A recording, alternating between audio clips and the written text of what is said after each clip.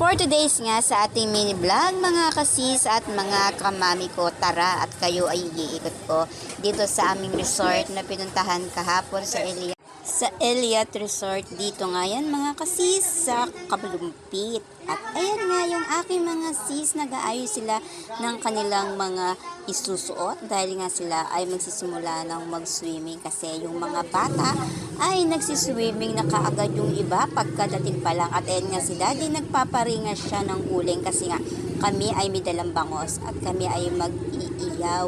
At itong ang aming Kuya Ace at Ering at siya ay naliligo na sa swimming pool. O hindi ba? Hindi pa nakapagpalit.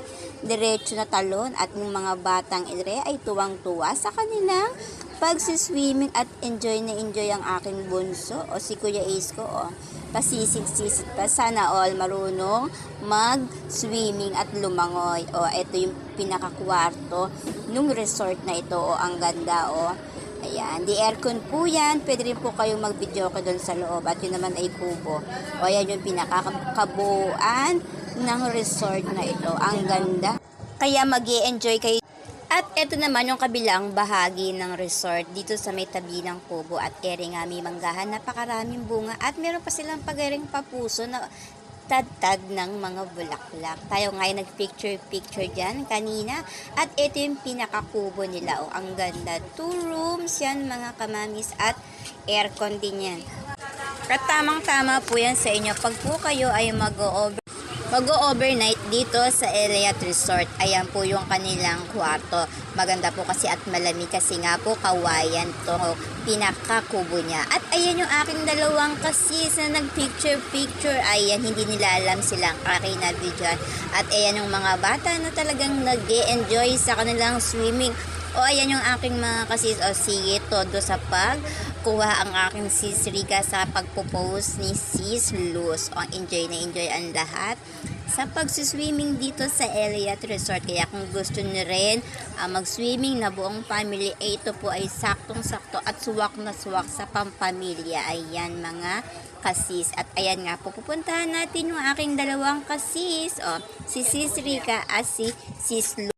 At syempre, pagkatapos lahat ng swimming area na nga at inaayos na nila yung pagkain na dala-dala ng bawat isa. Ayan yun, mayroong inihaw na bangos, may hotdog, may talong, may okra. Ayan yung mga dala nilang pagkain na kanya-kanya naming dala-dala kahapon. Ayan yun mga kamami at mga kasis. At inaayos na nga nila yung aming mga pagkain. Ayan, sila lang pala nag-aayos, tayo nagvi-video-video. Ayan si Sis Rizil, ayan abalang-abala sa pag-aayos at paglalagay ng pagkain. At saka si Daddy Joji at si Bro Darwin at si Bro Randy. Sila ang nag-aayos sa lamesa para ayusin yung tanghalian namin. O ayan, mga kamamis ko. Ang dami naming dalang pagkain na kanya-kanya namin na kusang loob na dala para maging masaya yung aming swimming. O diba? At syempre, pagkatapos nga naman ng masayang kainan kanina at ere naman kami ay naguhugas at nagliligpit ng aming pinagkainan. Syempre, tulong-tulong pa rin kami sa paggawa ng pagliligpit. At yan nga si Sis Luz, sobrang happy sa kanyang pagtawa habang nagkukwento. Diba? Sana all happy lang. Kaya nga po mga kasis, mga kamami, kami po talaga ay nag-enjoy sa aming first get-together namin magkaka-day group. Ayan nga po, enjoy talaga kami kahapon sa aming swimming. Yan po ang ma-share ko lang. At ang cameraman ko po dyan for today ay ang aking si Rizal Suwan. Siya po ang aking cameraman.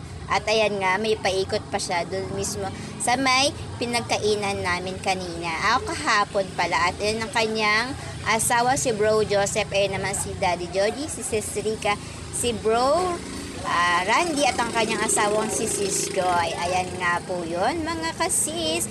At siya dito muna nagtatapos ang ating mini vlog for today. O sana po nag-enjoy kayo sa aming swimming. Bye-bye!